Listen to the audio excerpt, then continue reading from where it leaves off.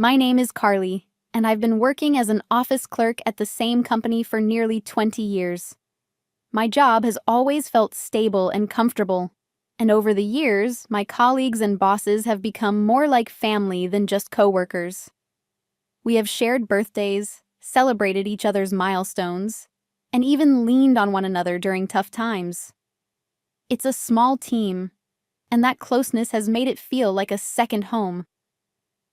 However, as I neared the age of 50, I began to feel an unsettling restlessness. Was this really what I wanted for the rest of my life? I wasn't sure. My mind wandered during slow afternoons at my desk, imagining other paths I could have taken.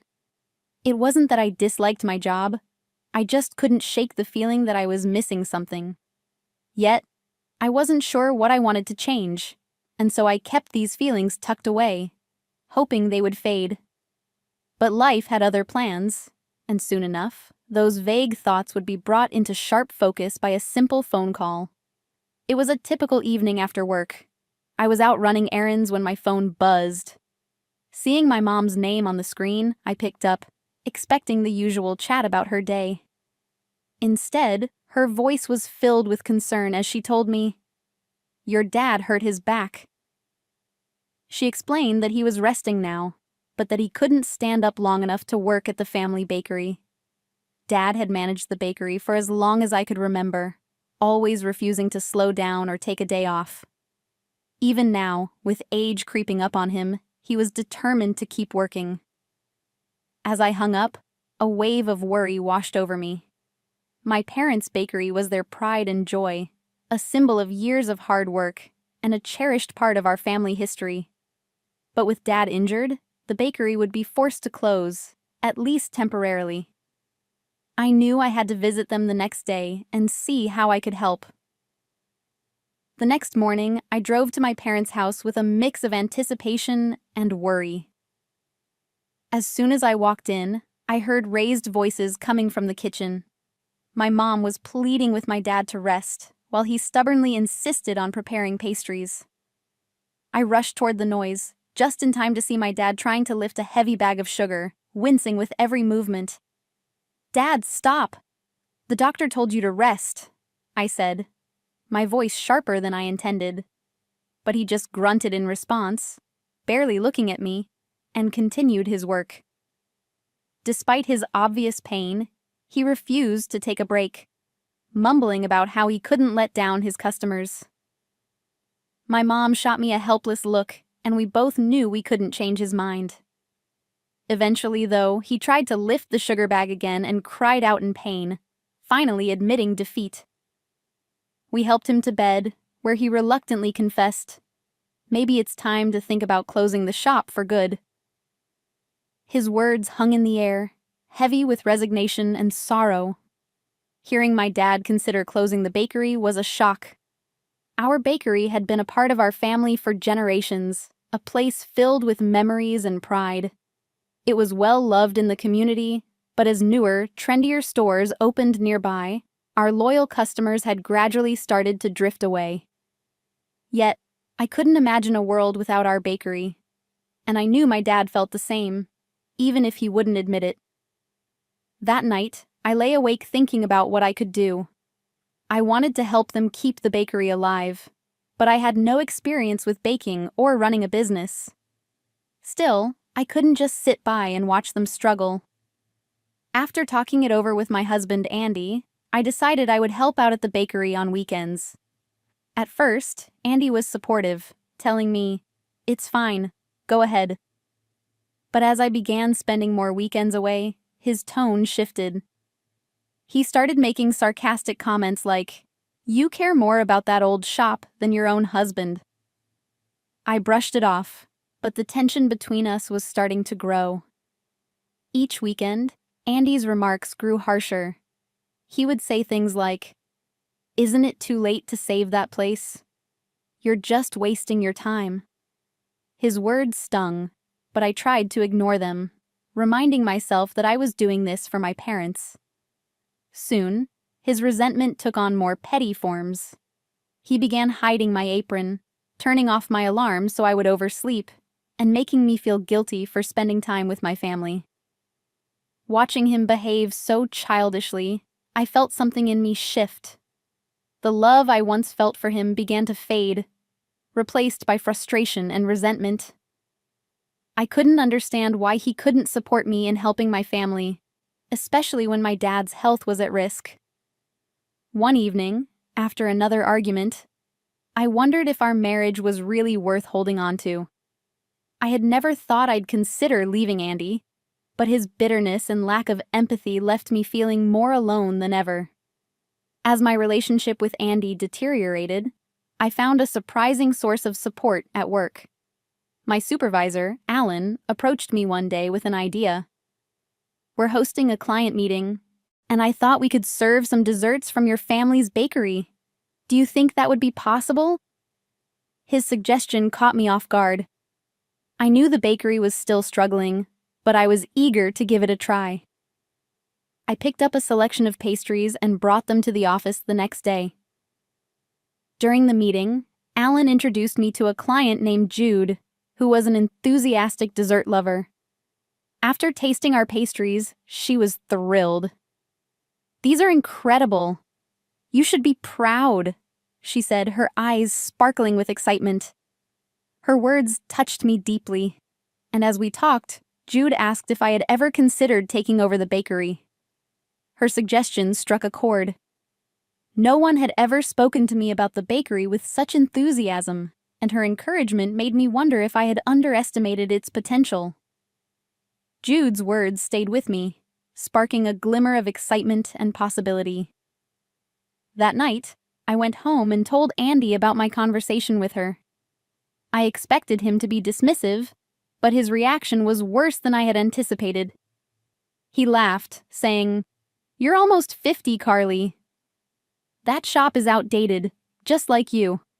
Why throw away a steady job to chase a fantasy?" His words cut deeply, filling me with anger and hurt. But instead of backing down, I found myself saying, "Then let's get a divorce." The words shocked even me, but I felt a wave of relief as soon as I said them. Andy's face was a mix of surprise and anger, but he didn't argue.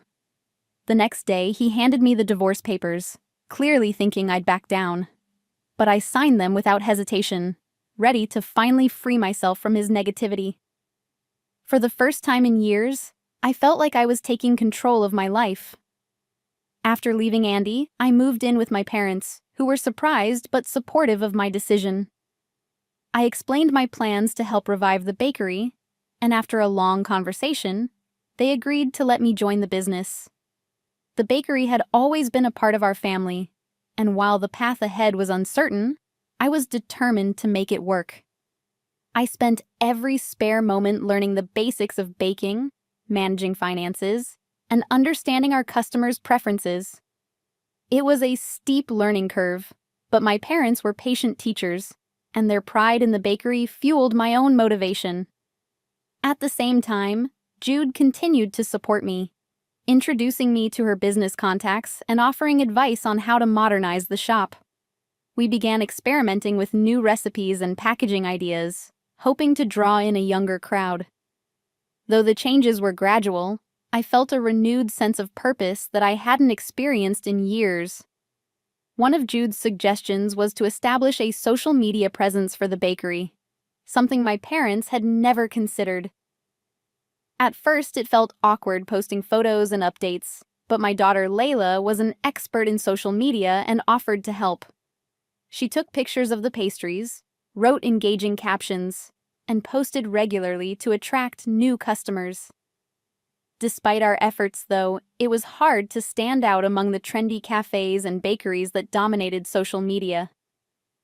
I was beginning to lose hope when something unexpected happened. Layla had posted a video of my dad playfully interacting with a neighborhood dog outside the bakery, and to our surprise, the video went viral. People loved the warmth and charm of my dad's personality, and suddenly, customers started coming in, asking to meet the grandpa from the video. Our sales started to pick up, and for the first time, I saw a future for the bakery. Just as things were beginning to look up, Andy reappeared, walking into the bakery one evening with a smug smile. "I saw you on TV," he said, acting as if he was proud of me. "Looks like you're finally making some real money. How about we start fresh? I could even help you run the place." His arrogance was infuriating. "Absolutely not," I replied coldly, barely able to keep my anger in check. "When I needed your support, you mocked me. There's no place for you here." He left, but his bitterness lingered, and soon enough, it spilled over into my work. Shortly after his visit, negative reviews began popping up online, accusing our bakery of unsanitary practices and expired ingredients. It didn't take long to figure out who was behind the fake accounts. Andy was trying to sabotage us, out of spite or jealousy, I didn't know which. But I refused to let him drag us down. Determined to protect the bakery's reputation, I consulted a lawyer who helped trace the accounts back to Andy. We sent him a formal warning, making it clear that any further slander would lead to legal consequences.